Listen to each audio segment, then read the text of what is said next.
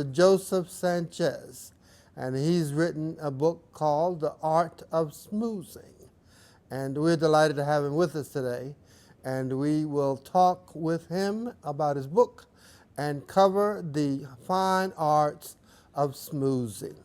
Well, Joe, in light of your book and the writings, you know, someone who may not be aware of what schmoozing really is and how they should, because you use it every day. Right. You know, and it's so important in your day-to-day activities. So tell us, if you will, what are the fine arts of schmoozing? Well, in a nutshell, if you don't mind, I'm going to read from the first page, please, which I pretty much cover that, and I'm going to only highlight it.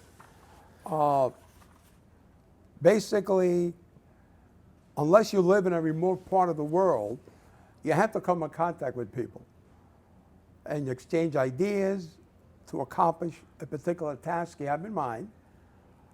Either it's at your church, an organization, do volunteer work, or any other venue. However, we all know the cliche, it's not what you know, it's who you know.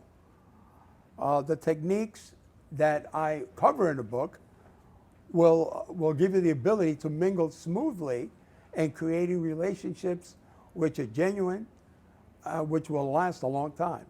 And this happens either on a professional basis or social basis. And that is the essence of what Mingle is all about in a nutshell. So, Joe, I mean, you make great points. This is outstanding. And what do we want our audience to be familiar with? I mean, in terms of the transformation to become a world-class schmoozer. Well, you know, I find the best things in life is things that come natural to you. Okay. And I would say, because by the way, when I was younger, I was shy. Okay. And it didn't help that I went to an all-boy high school. Okay. So I kind of got my development started from an older age. Okay. What does that mean? You know, late teenager. So I have found not only in schmoozing, but in other things, you have to get to a point where you are comfortable. Okay. You can't be shy when you approach somebody or reticent, afraid you're saying the wrong thing and what have you. Comfort. So that's where it starts, absolutely. But like everything in life, it starts between the ears. Sure. If you approach something apprehensive, you are not going to get the results. Sure. And I can give you an example to me to this day. I'm in sales, also. And it doesn't happen anymore, really, because I'm experienced and what have you. But if I pick up the phone to call someone and I'm not comfortable, I don't feel I've sold myself on it, I am not going to be as effective as if I pick up the phone and I know that what I'm saying is good and that person is going to accept what I'm saying. Sure. And the results are completely different. The word here is attitude. But attitude goes into everything. Yeah. And I would say again, the stuff that I write about schmoozing is not rocket science. At the end of the day, it's common sense, which is not so common. Okay. However, we, in the gist of living our life, we kind of fall away and get in habits. Okay. And therefore, even though you know the principles, that's why a book like mine or any other book on the subject is always good to stay up to date, read, because you remind yourself, oh yeah, you know, this is the way it works and I'm not doing it. So that's what I think that I try to bring to the table.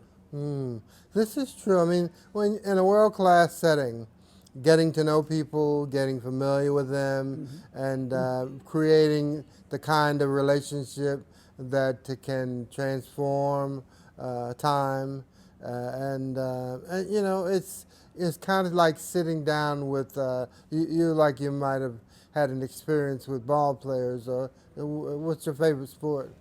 Well, now I'm biased. I played baseball through college and what have you. Okay. And you know what?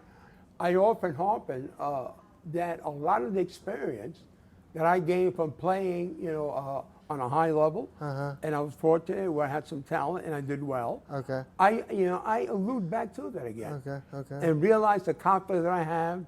You know, I don't care how good you are. If you get 3 hits out of 10 times at bat, you know, you're doing well. So you're gonna strike out a lot more. Right. Okay. every so often, let's say when I'm going through a tough spell, I harpen back and go, you know what? They're not going to defeat me.